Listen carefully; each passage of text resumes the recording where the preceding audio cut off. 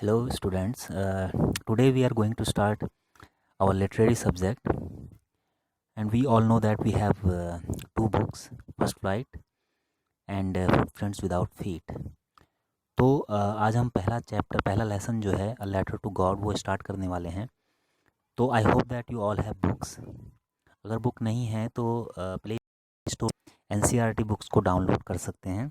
जैसा आप आपकी स्क्रीन पे देख रहे होंगे, ये जो बुक है ये मैंने प्ले स्टोर से डाउनलोड की है. तो जैसा बुक का स्वरूप होता है वैसी बुक आपको प्ले स्टोर पे मिल जाती है. तो अ लेटर टू गॉड में क्या है इसकी समरी मैं पहले आपको बता देता हूँ, उसके बाद हम टेक्स्ट को पढ़ेंगे कि इस लेसन में एक्चुअली होता क्या है. The lesson is about the faith in God, complete faith in God.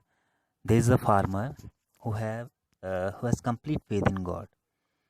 तो जब उसकी फसल बर्बाद हो जाती है हेल स्टोन के कारण, जो ओले पड़ते हैं उसके कारण, तो there is no hope for him. कोई उसके पास कुछ नहीं होता है, ना खाने के लिए और ना दोबारा से अपने खेतों को तैयार करने के लिए, बीज खरीदने के लिए. तो उसका जो विश्वास था वो भगवान पे था. तो वो भगवान को एक लेटर लिखता है और उस लेटर में ये पैसों की मांग करता है.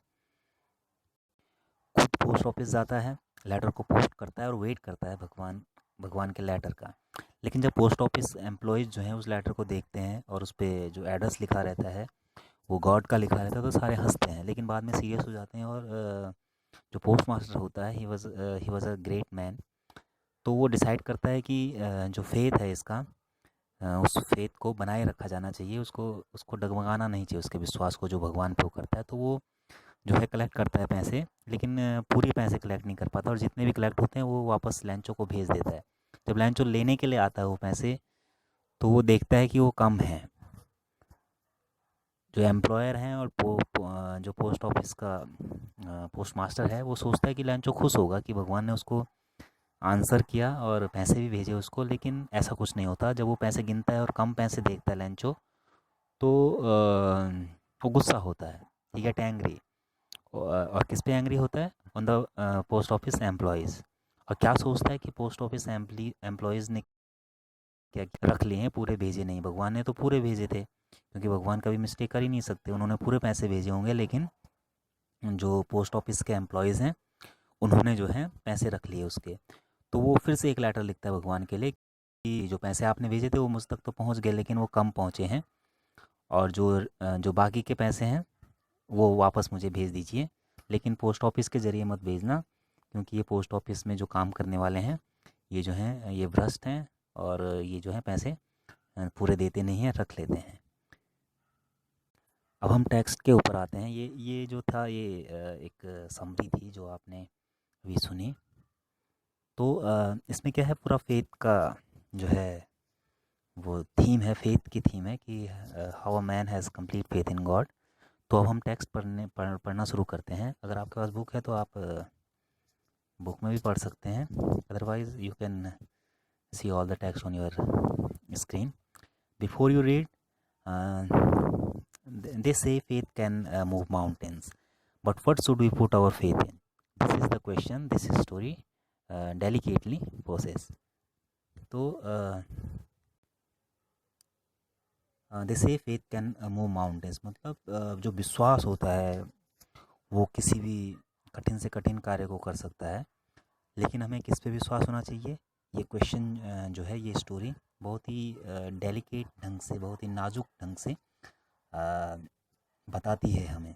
लैंचो is a farmer who writes a letter to God when his crops are ruined, asking for 100 pesos. अब पीसोज क्या है? पीसोज जो है वो करेंसी है. करेंसी जैसे यहाँ की रुपया है वैसे ही पीसोज है. तो does Lencho's letter reach to God? Does God send him the money? Think about your answer to these questions would be, and guess how the story continue before you begin to read. तो imagine करने वाली बात है कि अगर वो उसने letter God को लिखा होगा तो क्या हुआ होगा, कैसे हुआ होगा, ये इमेजिन करने के लिए राइटर कहता है. तो उसके बाद ये एक्टिविटीज़ हैं जिसमें कि आपको एक मनी ऑर्डर फॉर्म दिया हुआ है जो आजकल यूज होता नहीं है एक्चुअली. बहुत साल पहले यूज होता था। पैसों को ट्रांसफ़र करने के लिए ये होता है, एक जगह से दूसरी जगह पैसे भेजने के काम ये फॉर्म आता है।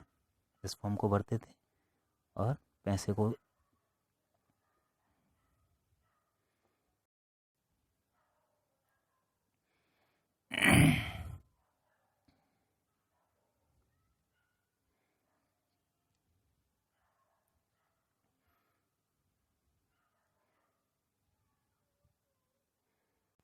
इस फॉर्म से पैसे को एक जगह से दूसरी जगह पे भेजते थे। तो ये सारा ये फॉर्म है पोस्ट ऑफिस के द्वारा, इसमें इसको फिल किया जाता था, पोस्ट ऑफिस में पैसे जमा किए जाते थे। आप आपको तो इस फॉर्म के बारे में ज़्यादा जानकारी नहीं होगी ये, क्योंकि बहुत पहले यूज होता था। आजकल तो पेटीएम और ऑनलाइन मनी ट्रांसफ़र हो गया है। बैंकों में भी पैसे ट्रांसफ़र या पोस्ट ऑफिस में भी पैसे ट्रांसफ़र बहुत कम होते हैं। आपके हाथ में जो मोबाइल है उसी से सारा काम हो जाता है, लेन देन हो जाता है। तो ये बहुत पहले होता था। 50 पैसे इसकी प्राइस भी लिखी हुई है। तो ये जो है अपने पेरेंट्स से आप इसके बारे में चर्चा भी कर सकते हैं। Now we read the text. The house, the only one in the entire valley, sat on the crest of a low hill. From this height, one could see the river and the field of ripe corn dotted with the flowers that always promised a good harvest. The only thing, the only thing the earth needed was a downpour, or at least a shower. Throughout the morning, Lancho, who knew his fields intimately, had done nothing else but see the sky towards the northeast. अब क्या कह रहा है वो कि जो घर है, द घर is the house is only one, वो मात्र एक ही घर है उस पूरी वैली में, और उस एंटायर वैली में, एंटायर का मतलब होता है पूरी की पूरी वैली में, there is only one house. और वो क्रेस्ट पे, क्रेस्ट का मतलब होता है टॉप ऑफ द हिल, उस छोटी सी पहाड़ी के हिल पे वो एकमात्र घर है। और उस घर से जो है from that high this height वो अपने खेतों को, रिवर को, सबको देख सकता था। जो फसल अब जो है पक रही है, और जो खेत जो थे हमेशा उसको अच्छी हार्वेस्ट का हार्वेस्ट जो है, उपज जो है उसको देते थे। लेकिन वो ये भी सोचता है कि जो उसके खेत हैं, that needed his fields needed at least a shower, यानी रेन चाहिए उसके फील्ड्स को, ताकि पकने में मदद मिल जाए और अच्छी फसल उसकी हो जाए। तो इंटीमेटली का मतलब होता है क्लोजली, वेरी क्लोजली एक्चुअली। वो अपने खेतों को बहुत नज़दीकी से जानता था।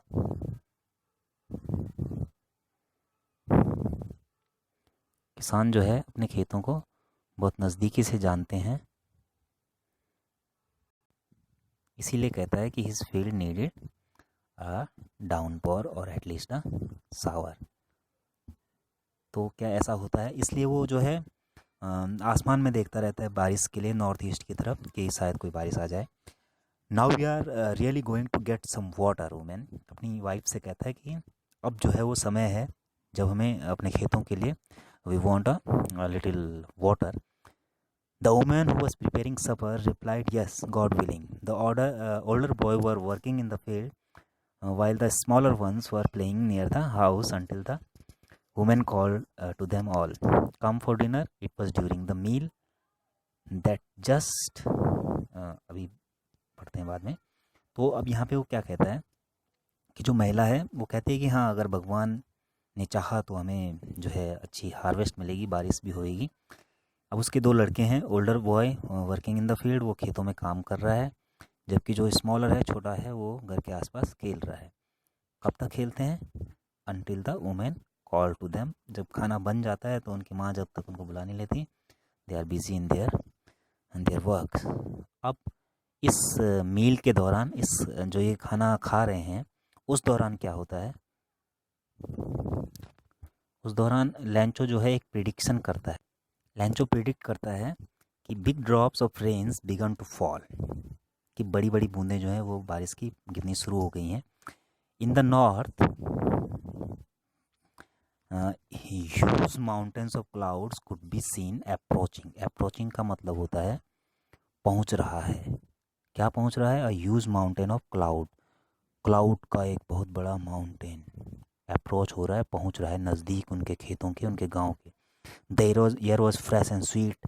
The man went out for no other reason than to have the pleasure of feeling the rain on his body. बाहर चले जाता है अपनी बारिश को अपनी बॉडी पे महसूस करने के लिए। And when he return he exclaimed, और जब वो वापस आता है तो he was very happy, he was excited, बहुत ज़्यादा एक्साइटेड है बारिश को देखकर। और चिल्लाता है, कहता है, these are not raindrops falling from the sky. They are new coins. The big drops are 10 cent pieces and the little ones are fives. और इन बिग पानी की जो बूंदें हैं उन बड़ी ड्रॉप्स को 10 सेंट कहता है, लिटिल वंस को 5 सेंट कहता है। ये जो है सिक्के हैं जो आसमान से बरस रहे हैं। अब वो ऐसा क्यों कह रहा है? क्योंकि इनकी वैल्यू जो है, इन पानी की बूंदों की जो वैल्यू है वो सिक्कों की वैल्यू जैसी ही है उसके लिए, क्योंकि उसके खेतों को अभी और कुछ नहीं चाहिए, केवल पानी चाहिए था। और वो गिर रहे हैं तो उनको कंपेयर कर रहे हैं सिक्कों के साथ में। उसके बाद आगे देखिए, with with a satisfied expression, he regarded the field of ripe corn with its flowers wrapped in a curtain of rain.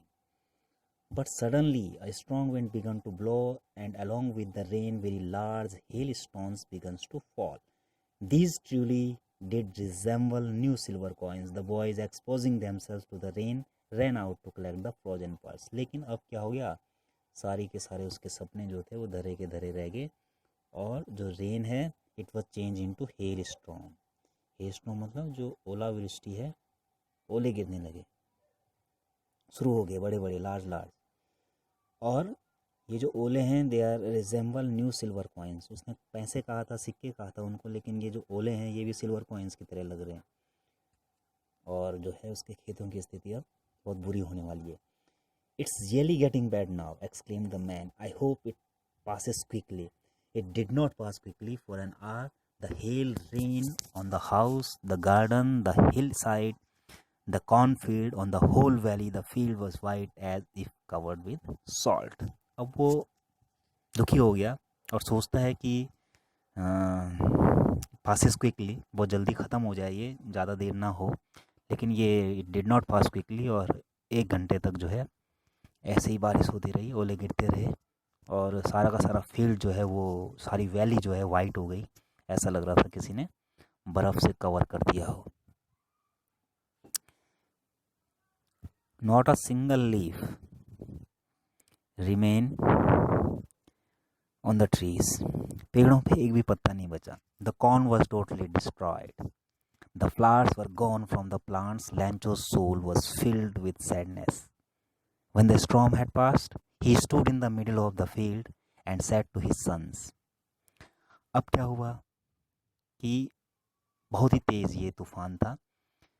एक भी पत्ता, not remained single leaf on the trees, पेड़ों पे एक भी पत्ता नहीं रहा। और जो कॉर्न था, जो फसल थी उसकी सारी की सारी डिस्ट्रॉयड हो गई। और लैंचो बहुत ही दुखी हो गया। जब स्टॉर्म रुक गया तो अपने खेतों के बीच में खड़ा हुआ, अपने लड़कों से उसने कहा कि क्या है, a plug of locust wood have left more than this. The hail has left nothing. This year we will have no corn. That night was a sorrowful one. All our work for nothing. There is no one who can help us. We will all go hungry this year. अब वो क्या कहता है, बहुत दुखी हो जाता है और कहता है कि इस साल जो है, अपने बेटों से कहता है कि जो इंसेक्ट्स का आक्रमण होता है, लॉक्सस जो टिड्डी दल होता है, जब टिड्डियाँ चलती हैं तो आपको पता है कि कुछ भी नहीं छोड़ती, सारा की सारी फसल नष्ट हो जाती है उनके कारण से। तो कहता है कि वो भी थोड़ा बहुत छोड़ देते हैं अनाज, लेकिन इस हेल स्टॉर्म जो आया था उसने तो कुछ भी नहीं छोड़ा, और इस साल जो है हमारे लिए बहुत भारी होने वाला है। And we all go hungry this year. इस साल हम सब के सब भूखे रह जाएंगे। तो आज हम इतना ही पढ़ेंगे। मैं आपको जो वर्ड मीनिंग है, डिफ़िकल्ट वर्ड हैं, वो आपको अलग से सेंड कर दूंगा, और क्वेश्चन आंसर इसी टेक्स्ट से आपको दूंगा। Hope you understood the text. और नेक्स्ट जब हम दोबारा से रिजॉइन होंगे तो आगे इसको कंप्लीट करेंगे। Thank you.